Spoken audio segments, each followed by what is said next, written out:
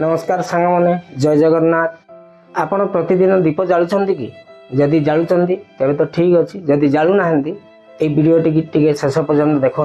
बुझिले सांग मैंने शास्त्र अनुसार संध्या समय दीप जालिबा अत्यंत आवश्यक, बहुत महत्वपूर्ण कार्य से। संध्या समय जितेबाला आम घरे दीप जलि था, दीप जलैवा फल जो आलोक उत्पन्न हुए से आलोक माध्यम आम घरे जो थिबा सब नकारात्मक शक्ति सब दूर होता है।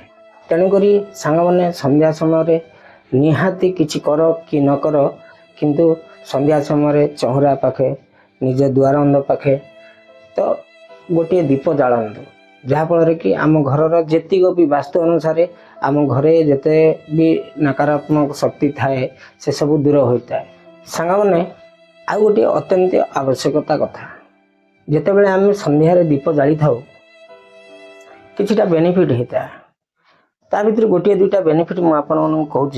जितेबाला आम संध्यार दीप जाली था, फास्ट बेनिफिट हूँ आमर मन, आमर जो हृदय, आमर जो मन प्रकृत में शांत होता है। मनटा जिते शांत होता है आपणकर दिन शुभमय होता है। आउ ता सहित सहित द्वितीय हूँ आपण मन जो चिंता थाए, भय थाए, ये सब जो छोट छोट जिनस आम भितर गोटे मनरे भय थाए, चिंता थाए, ये सब धीरे धीरे दीप जालिया फल धीरे धीरे दूर हो जाए। तेणुक संध्या समय निहाती रूपे गोटे दीप जालतु, देखिए आगो को आपणकर धीरे धीरे धीरे धीरे धीरे धीरे बेनिफिट हम। जदि प्रतिदिन आपण संध्या सकाळे जदि दीप जलाउचंती, देखिए माँ लक्ष्मी कृपा आपण उपरे वर्षा हो।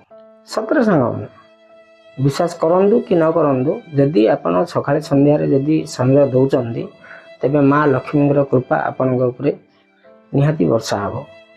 आ गोटे कथा, घरे धन समृद्धि निश्चित रूप से उन्नति ही हम।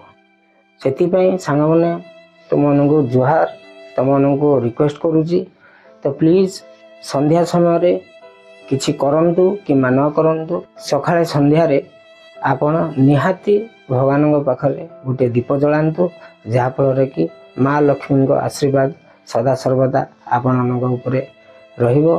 सांग मैंने दीप जालिबा फल आ गोटे महत्वपूर्ण बेनिफिट आमको मिलता है।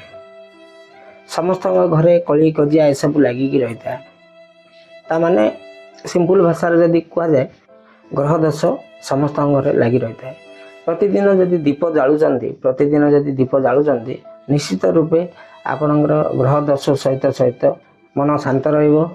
आउ धीरे धीरे घर कली कजिया ता सहित सहित ग्रह दोष मध्य धीरे धीरे आपण घर बाहर को चली। से सांग मैंने आजिटारू घरे प्रतिदिन सकाळ संध्यारे निहाती गोटे गोटे दीप जलांतु। आपणकर घरर मंगल पाई प्रतिदिन दीपटे जलांतु।